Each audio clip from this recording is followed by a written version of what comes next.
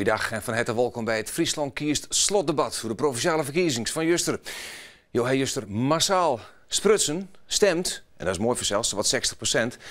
Het mooie daarvan is dat er een hege opkomst is. Het lastige is daarvan wel dat er een hele tour weer is om een nieuw college te vormen. Daar zullen we het komende jaar over praten. Eerst hoe de uitslag van zelfs de winners en de verliezers en daarna wat voor een nieuw college krijgen we dat Friesland de komende 4 jaar hier besturen zal. Maar laten we eerst eens even zien naar de uitslag van Juster, van die provinciale verkiezingen hier in Friesland. En er valt vanzelfs op dat het CDA in een soort vrije val bedaren is van 12 naar 8 zetels. De Partij van de Arbeid is daar maar de grootste partij worden in Friesland. De VVD wint 1 zit, de FNP verliest er 1. De SP verliest ik 1 zit. De ChristenUnie en GroenLinks die blijven gelijk als de oude fjouwer hier. En als je even naar die andere partijen die het maaien dan de verkiezingen hier in Friesland. De Partij van de Vrijheid vanzelfs de Grutte Nijkomer, maar fjouwer zitten in de steden van Friesland. En D66, ik een Nijkomer. Eigenlijk is het een soort comeback, want ze zien hem vanzelfs Jedderl in de steden. Het was zitten voor de Democraten 66. En die andere partijen, Provinciaal Belang Friesland, de Partij voor het Noorden 50PLUS en Vriendenlofts, zij helden net genoeg stemmen om mij wat te maaien in die nieuwe steden hier in Friesland. Nou, laten we eens even praten met de mensen die het haar zelfs winnaar en verliezer nemen maaien. Nou, iemand die dat in elk geval als eerste als winnaar dwaan maaien is zelfs Hans Konst van de Partij van de Arbeid. De nieuwe koning van Friesland, Konst. Ja, ik heet Jet. Dat is een hele mooie titel. Ja, het luidt ik een... ja. Oh, straks je jezelf ook een beetje, zoals de nieuwe koning van Friesland. Nou, ik ben er ook griezelig wies, maar dat wij de grootste partij worden binnen. Dat is 24 jaar in. En toen ik dat juist gebeuren zeg, ja, dat is een kick. Nou, en dan wil ik wel even een koning genoemd worden, ja? Dan wil je even een koning nemen. Nou, dan dacht ik dat. Maar dan is de man die koning oud is, Sjoerd Galema vanzelf. Ja, maar dan heb ik wel een gelukje, want ik heb mijzelf nooit de koning neemt. Dus dat kan ik niet uitpakken. Heb je zelf ook nooit koning field? Nee, nee, helemaal niet. Van de andere kant denk ik als collectief, als college van DS, als provinciaal bestuur kun je wel verschil maken. Dus het field willen dat je een positie hebt. Om het voor de mensen te budgetten. Maar om dat in zo'n metafoor van koning te lopen, nee, daar heb ik niks van. Dat past jou net. Nee, dat past net. Nee. Maar het heeft wel even serie in Juster. Het Juster heeft het us heel erg serie in. Ja. Wij wisten natuurlijk landelijk dat het CDA een draai meer in krijgen zou. Maar dat was de keer wel eerder gebeurd, verleden hier. En wij wisten dat dat zich ongeveer herhellen zou. En toch ging je hem hopen op de Sjoerd-bonus, wat er wel neemt. Sjoerd Galema is een van de bekendste listloekers. Dat is net echt gebeurd. Nee, net zo vol als wat wij hoopten. Van de andere kant is het wel zo dat CDA Friesland procentueel het minste daalt van alle provincies. Dus wij hebben de beste campagne draait. Marmekoor. En dan denk ik, dan bloot ik respect toe voor de mensen die dat Marmekoor dienen hebben, voor het campagneteam. En ik heb ook een heel soort respect voor de mensen die het nog wel op u stemt. Ja. Want we zijn even goed nog een partij van budgetting en we doen er nog wat aan. Ja, er zijn toch nog een heel soort mensen die op het CDA stemmen, Juster, in Friesland. Maar dat zijn er ik een heel soort die op de VVD stemmen. Toch, nevens mij vermoed ik wat minder als je hem hoopt. Nou, ik zeg van de morgen de cijfers. Wie een fjouwer in hadden 30.000 mensen op de VVD stemt. En juist 41.000 mensen VVD stemt. En dat is dus een verheging gewoon maar een treden. Ja, maar hier het net meer West, want de VVD zit landelijk natuurlijk gigantisch in de lift. En daar profiteer je hem in Friesland toch wat minder van. In Friesland is de VVD altijd wat lietser, maar als je naar de stijging procentueel en gewoon qua aantallen mensen, dan doen we het gewoon goed. En ja, dat pakt dan bij de zetelverdeling krijgt iets oors uit, maar ik ben hartstikke blij. Vorige 4 jaar in toen bleven wij precies constant. En nu een groei maar een treden. Dat past ik bij de lijn die we bij de gemeenteraadsverkiezingen voor hier inzetten.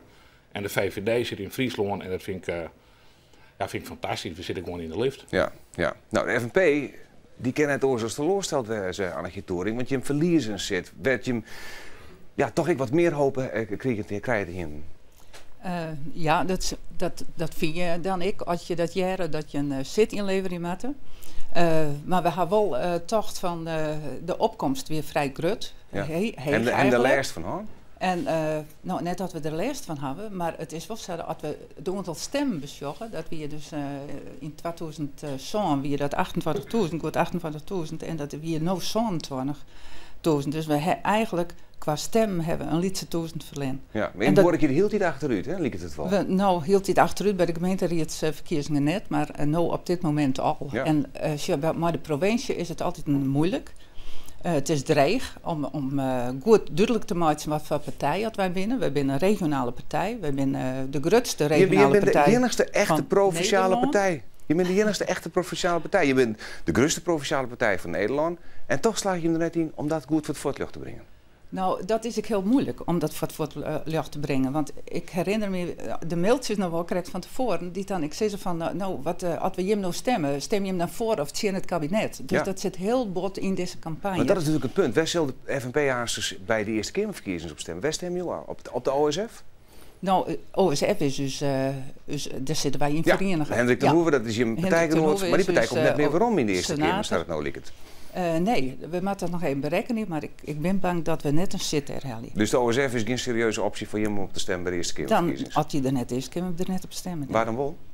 Nou, shit, dat wordt heel spannend. Maar ik voorstel dan, Geert Benedictus van het CDA, echte Fries. Nou, Zeker. wij willen de list het wel eens even goed beschermen. En het gaat erom dat wij een partij binnen die het van de regio binnen. En dat Bleeuwwijk. Ja. En uit dat echtpunt wij kunnen we wel eens even zien wat er al hier Dat wordt een hele verkeerd tour, is. Ja, want die Op een regionale lijst. partij, waarna ze het net even zien wurgen, staat het nou lijkt in de Eerste Kamer. Nee, de lokale en de regionale partij. Maar Nee. dan op Morenwiese dus. Nou, achter mij 5 listloekers van die andere partijen die het nog mooi door investeerden. En Andries Bakker, die praat met haar. Ja, we beginnen met de grootste nijkomer, die staat in het midden. Otto van den Galien van de PVV. Waarom steen je hier eigenlijk en net listloeker Max Adema? Nou, die is de hele week al heel ziek geweest. Ik ben ook net al te fit zat te jaren. Maar die kon je echt net wezen en die is mooi thuisbleun. Je bent nummer 2, dat wat met jou. Fjouwen zitten in de steden. Naai Greensland en Utrecht de minste percentage in Friesland van de PVV. Valt het je maar? Nee, wij zijn super tevreden. Wij weten ook dat Friesland altijd een toch wat traditionele stemt als de rest van Nederland. Wij zijn op 0 begonnen. Er hebben meer dan 24.000 mensen op u stemd, Juster. Wij stieren eigenlijk voor een onmogelijke opgave. Nou, we komen met fjouwen zitten in. Het is trouwens wel correct, want de SP ziet is op een hiel. Maar die hebben mooi achter u zitten. Dus super tevreden. 1264 stemmen verschil. Zij in Trij en Fjouwer. Komt waast op maar van der Horst. Maar het Wilders effect die Friesland bestiert dus net.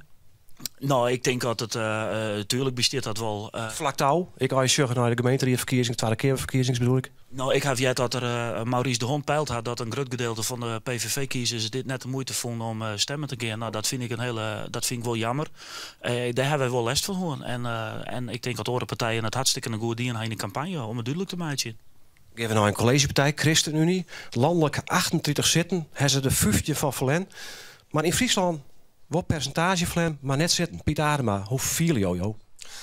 Nou, dat is aan de ene kant wel een beetje gemengd natuurlijk. Als je landelijk zo'n klap krijgen. Het is duidelijk dat de christelijke partijen, CDA en ChristenUnie en de VVD de pannen kregen hebben. Dat vind ik wel spietig. Maar goed, ik ben vanmorgen wel even bellen terug aan de Rauwvoet die me toch feliciteerde met de uitslag in Friesland. Want ik denk dat we in Friesland wel een verschil maken hebben als ChristenUnie. En daar ben ik wel heel groot op. Wij hebben dat verschil maken dan? Nou, dat op verschillende fronten. Ten eerste, als je het verschil, dat is ook wel bijzonder. We hebben die 3 zitten dus verst horen kent. Maar wij ben ik de enige partij van alle partijen die bij de Tweede Kamerverkiezingen meidien hebben, die ik procentueel won had. Want de neergang van een aantal partijen is natuurlijk bij de Tweede Kamerverkiezingen al inzet. Als je die percentage zet, een jonkere percentage die het juist helpt, dan ben wij de enige partij die het vooruitgang is. Ben je dat tevreden, Nick? Ik ben op zich redelijk tevreden. En ik denk dat wij een hele goede campagne hier houden hebben. We binnen in het college ik goed zichtbaar west. Dat is ik wat jij door de meesten in Friesland. En daarmee het verschil denk ik maken. Marieke van der Rey, D66, Fjouwer hier, ben je net in het geweest in de steden. Daarvoor maar in zit, nou samen 2. Hier staat een vrouw die het heel wies is. Zo trots als een pauw, ja. Het Pechtold-effect of het Van der Rey-effect, die Friesland? Dat kan niet anders dan het Van der Rey-effect zijn, maar ik ben niet alleen geweest. Nee, wie is die man naast die vrouw, vroegen ze regelmatig in de campagne. Nee hoor, dat is flauw. Wij hebben denk ik een hele goede campagne gevoerd. We hebben een fantastisch team. We hebben natuurlijk ook een terugkeer gehad in allerlei gemeenten. Daar hebben we heel goed werk gedaan de afgelopen jaar. En dat heeft ook denk ik wel invloed gehad. Orenwinnaar GroenLinks, Irone Groeneveld, percentage woon. Maar ja, die vermalen die 2 zitten, die blowen. Klopt. Verleden keer hier we krap on 2 zitten. Nou, rom 2 zitten op eigen kracht. Daar ben ik tevreden mee. Ik hier graag een rest zit hoorn, want dat maakt het werk alleen nog maar noffelijker. Maar ik denk dat het een combinatie was van we zijn landelijk overal stegen. Toch, SAP, het oernam van Halsema, politiemissie in Afghanistan. Had je hem net zo eerder in? Nee. Verrassend? Nee, wij als provinciale fractie hebben zijn wat we ervan voelen. We zijn het net eens met SAP, maar dat hebben we op een volwoekse manier als partij uitpraat. En toen ben we weer verder gegaan. En ik denk dat dus Green Tuut Tour dat dus dicht bij mensen bracht het. Want je zag in alle gemeenten ben wij groeit. De Green Tuut, die ook even al Jos van der Horst. 4 zetten vorig jaar, of 4 jaar waarom. 3 om vrienden lofsverlen gedurende de waai. We 3 nou weer om. Hoe staan jou hier? Nou, ik ben hartstikke blij en opgelucht eigenlijk. Hè, dat we toch nog 3 zetels binnengehaald hebben. Ik had het voor jou geweest nog, hè? Want PVV 264 stemmen meer dan Jim. Maar waarom zit meer? Ja, dat gebeurde ons 4 jaar geleden ook. Toen hadden we bijna 5. En dus visten we ook net naast de restzetel. Dus ja, het verschil blijft gewoon 1 zetel. Nou, dat is best wel spijtig. Maar als ik dat afzie aan het landelijke beeld, dan hebben we het hier hartstikke goed gedaan in Friesland. Zonder meer. Ja, als ik het zei, ben je eigenlijk alle 4 tevreden. Hè? Dus er zijn geen verliezers achter deze tafel. Erik, dat is toch wel weer apart. De verliezers maar toch bij die ziekje. Ja, de verliezers maar weer inderdaad ziekje achter deze katheders. En ja, de verliezers, daar hebben we net om hinder, is voor zelfs het CDA. In mei, Galema, moet je over de Eerste Kamer stemmen. Je moet constateren dat de coalitie in de Tweede Kamer geen meerderheid in de Eerste Kamer helpt. Hè? Nee, dat is zo. Ik vind het wel een beetje een non-discussie, want de Eerste Kamer is net een politiek orgaan, maar is meer een toetsend orgaan voor wetjouwing en dergelijke. Ja, dat is de geest, maar de werkelijkheid is natuurlijk dat de Eerste Kamer hield iets meer een politiek orgaan werd. Ja, kunnen we eens mooi vallen, komende jaren denk ik. Ik denk dat ze weer gewoon aan het werk gaan en dat ze uit deze arena een beetje waaien dat ze net alles kennen eigenlijk. Maar even die uitslag van Friesland, die uitslag vertalen naar het gedrag aan in de Eerste Kamer. Je hebt dus Trojem Verlies mij verzorgen dat de coalitie in de Eerste Kamer geen meerderheid krijgt. Nee, dat klopt. Wij vinden in Friesland natuurlijk heel spietig dat het debat daarover gaat. Volle meer misschien nog wel dan over Friesland. Wij denken dat we Friesland een heel soort te bieden hebben. En het is heel jammer dat wij nou landelijk aanrekenen worden. Maar wij troosten dus wel een beetje met de gedachte dat wij in Friesland als de beste uitslag van heel Nederland maken hebben binnen het CDA. En wij zullen net in wrak om naar een campagne en dat soort dingen. Dat is toch apart van Maurik, als je zou verliezen en dan zat tevreden wezen kennen hoe de uitslag. Nou, wij als VVD 2 toen op een periode stuurden wij heel leeg in de peilingen. En het CDA zit in een periode waarbij het gewoon hartstikke moeilijk is, maar intern scale, zeg maar zeggen. Ik voel Jerry Justring zeggen van wij hadden de wine van de put, hebben we jongen en we zijn nu bezig met paard omheen. Dat beeld eigenlijk van het CDA. Ja, je bent wel heel leef hè, voor het CDA. Nou ja, maar wij zijn coalitiepartners. En dat er is ja, in landelijk, maar in Friesland natuurlijk nog net. Of ieder iets dat ik weet maar. Zeg het maar, hè. De shirt net in. Het is gewoon duidelijk dat de inzet van deze verkiezingen weer 2 leidig. Daar is ik nooit omheen helpen. We moeten lokaal een goed provinciaal verhaal moeten we deel zetten. Maar er stier ook de geerstelling van de Eerste Kamer stier op het spul. En het liep aan het begin van de juni dat we 34 zitten in de coalitie. Op een moment wie dat 38, het is nu 37. De laatste tellingen die mag nog plak vinden. Hoe erg is dat eigenlijk? Ik denk wat Galema ze kreeg zei van, ik denk dat het net eens een soort uitmaakt. Daar ben ik bijvoorbeeld de SGP had de orde tijd gewoon blikken wij willen afspraken maken. D66 gaat zij het zijn. Ik denk dat het hele scherpe van de eerste maand van het kabinet dat die gewoon in het werk aangaan zal. En dat is vervolgens gewoon, iedereen maakt gewoon aan het werk. We maken aan het werk in het land. Nou, hier maak ik aan het werk, want er moet aan zijn eigen college komen. Hier in Friesland, daar praten we dadelijk vanzelfs hoor. Doet de uitslagen bij Justjoen aantekenen, waar het vanzelfs al direct zoen naar dat nieuwe college. Het is politieke broek dat de grootste partij het voortouw neemt. En dat is, het is al zijn, de Partij van de Arbeid. Ik vind wel dat wij, de Partij van de Arbeid, in alle gevallen een onderdeel uitmaken van dat college. Ik vind eigenlijk dat als Jos naar de historie, dat wij heel dringend zeggen dat het CDA daar ik onderdeel van uitmaken kan. En wie daar verder onderdeel van uitmaken, hing het heel erg af van goed morgen. Want morgen weten we het pas precies. De Friese Steerten er precies uit zo. Je 6,5 jaar die je werkt als deputaire. Het is goed, denk ik. Nou, dat weet ik net. Wij moeten eerst maar zo rustig zien wat de definitieve uitslag wordt. Want ik had een zetelverdeling en het goed jongen. Het zou best eens wijzen kennen dat ondanks het feit dat we wat verliezen, dat we toch die tredder zit binnen houden. Dat betekent dus dat wij in de Steerten op hetzelfde niveau blowen. Verleden keer weer interessant met treien zitten. Dus waarom zullen we het nou net wijzen? Met deze uitslag, althans voorlopige uitslag, 2 Partij van de Arbeid, 1 CDA, 1 VVD gedeputeerde. Dat zou mijn voorspelling zijn. Dat durf ik wel een fles whisky tussen te verwedden. Ja, een fles whisky toch, Gerard van Klaveren. Wel een VVD whiskyfles, Hans Kons van de Partij van de Arbeid. Ja, maar is dat net het meest logische wat hij zei? Ja, nou... Al wie het alleen maar om deze fles whisky binnen te hellen.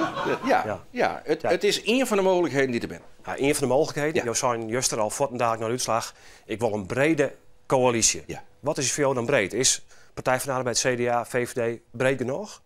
Partij van de Arbeid, deze 3 partijen hebben bij elkaar, dan moet ik even rekenen, want dit 24 zitten. En ik denk dat 24, dat is breed.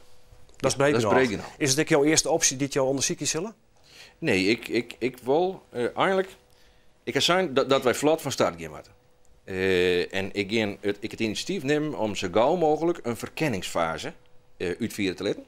Wat mij betreft begint dat menje. En dan nodigen we alle partijen uit. Alle partijen. Om de beurt. Om te vertellen wat wil je. En daarna komt er wat mij betreft pas aan de orde. En in wat voor combinaties zie je het dan. Sjoerd Galema, CDA... Je hebben wel zo van, wij willen eigenlijk wel trom, maar de Partij van de Arbeid, vinden jou dan ik dat de VVD als eerste optie onderzocht worden met? Nee, wij vinden dat wij net in de positie zijn om daar nou op voorhand uitspraken hoe te doen. Nederigheid? Ja, ik denk het wel. Van de andere kant, juist toen kreeg ik vragen in de zin van, waarom nou wel mooi doen? Hou je er helemaal mee op? Ik denk dat dat net goed is voor de omstandigheden. Werd nou, zeg maar deze uitslag. Dus wij gaan constructief die eerste parteren in. En ik heb er alle vertrouwen in dat er goede dingen uit komen kennen. Ja, Tom van Mark, je hebt al coalitiepartners, misschien al een voorsprong op wat er gebeuren zal. Maar Gerard van Klaveren, daar zie je het ongetwijfeld op inwezen. Nou, ik kan juist de voortmaken voor de radio zijn van iedereen heeft mening. Want het had natuurlijk een mening, want er zit nou het mooiste pad van zeg maar, het politieke spul. Hoe je het formeren. En er zijn een heel soort mogelijkheden. En wij hebben in Friesland geen coalitiepartners, landelijk wel, maar hier in Friesland net. En wij gingen gewoon die gesprekken in. En we moeten zien van, valt er inhoudelijk van de VVD, ik vind dat wij een heel goed programma hier. Je bent een winnaar, dus het zou wel de eerste keuze zijn, maar vind je ook? Ik vind wel dat het een heel logisch en streven is om te bezieken in de uitslag van de verkiezingen waarom komt het lid in de geerstalling van een nieuw college, laat ik het zo zeggen. Maar de gemeente Vlieland heeft eerst al haast op ziek naar een nieuwe wethouder. Dat weet ik net. Mensen krijgen ook de kenning van Friesland, dan zie ik dat denk ik ben de eerste lokale burgemeester van Vlieland. Dat is ik heel zo doen. Wel van achter. Annegie Toering van de FNP, je hebt zit Valen.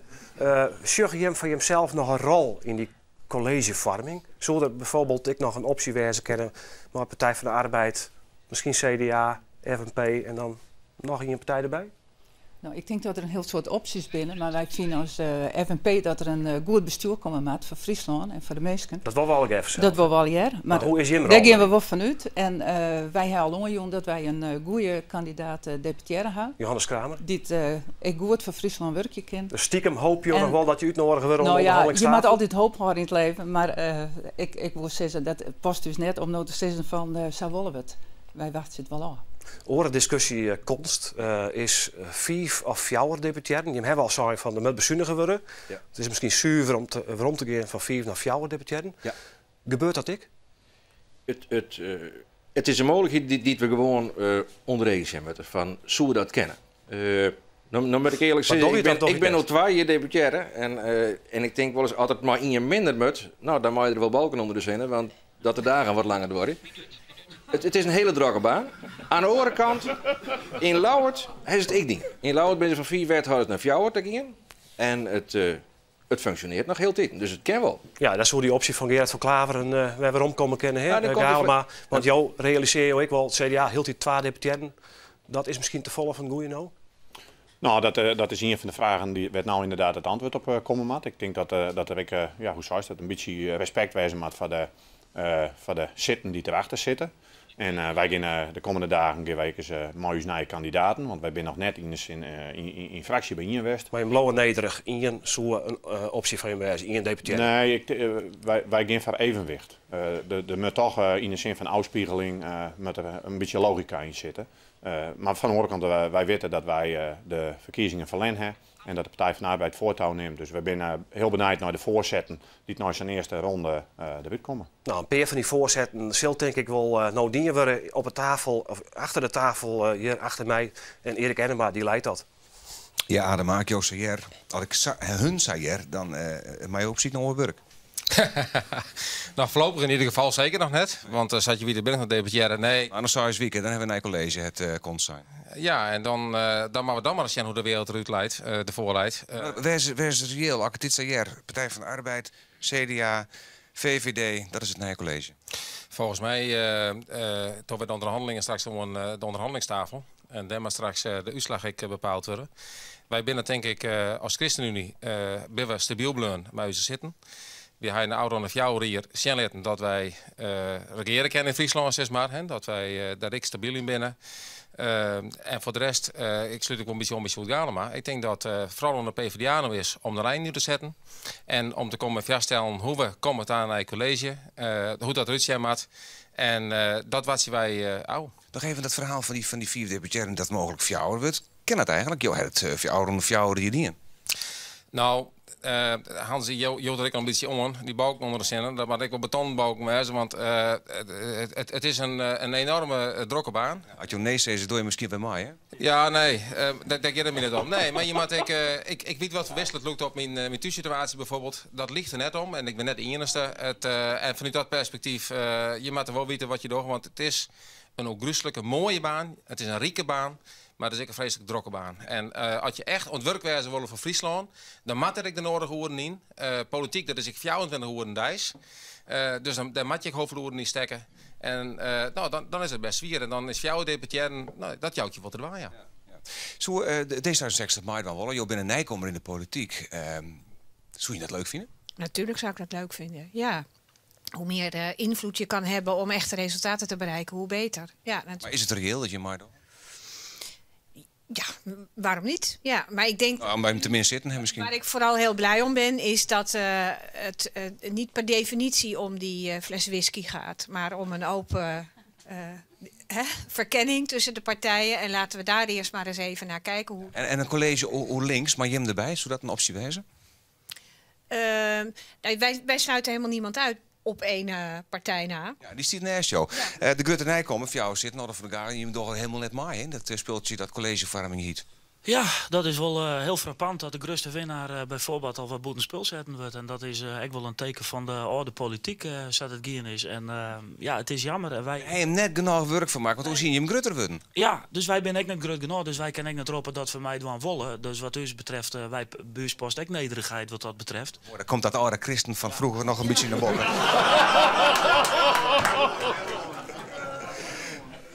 Een college hoe links, maar GreenLinks, is dat een optie?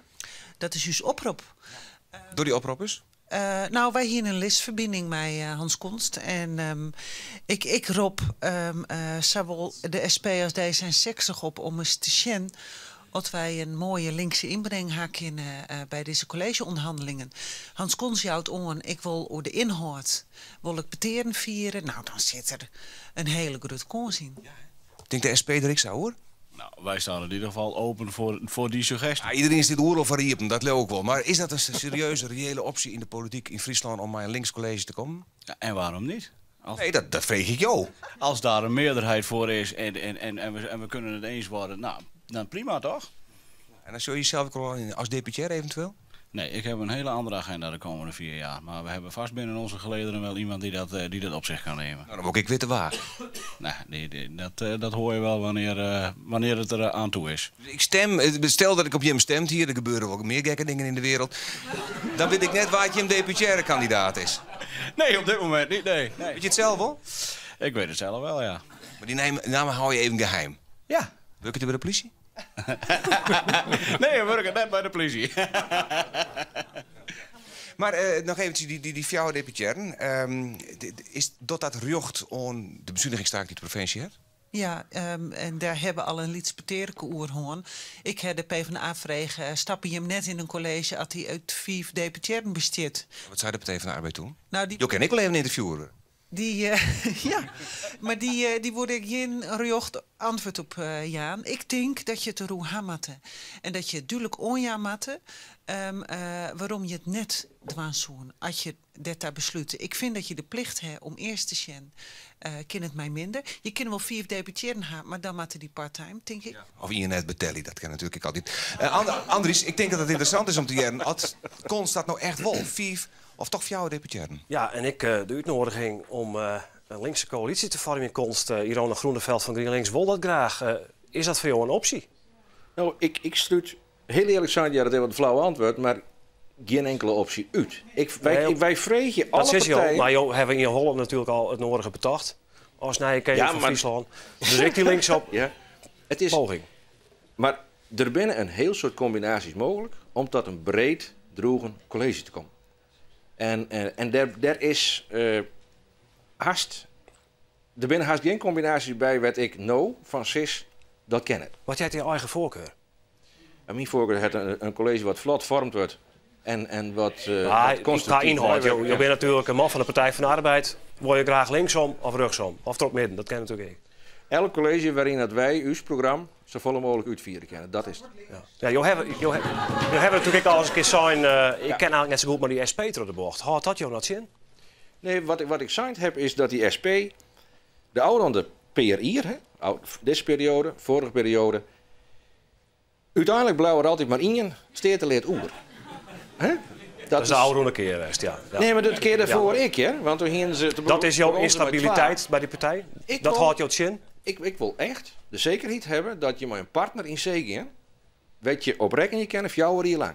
Dat is het allerbelangrijkste. Nou, Annegje Toering van FNP, zou je mogelijk bij zo'n linkse coalitie aansluiten willen als FNP? Nou, dat hangt heel sterk van het programma af.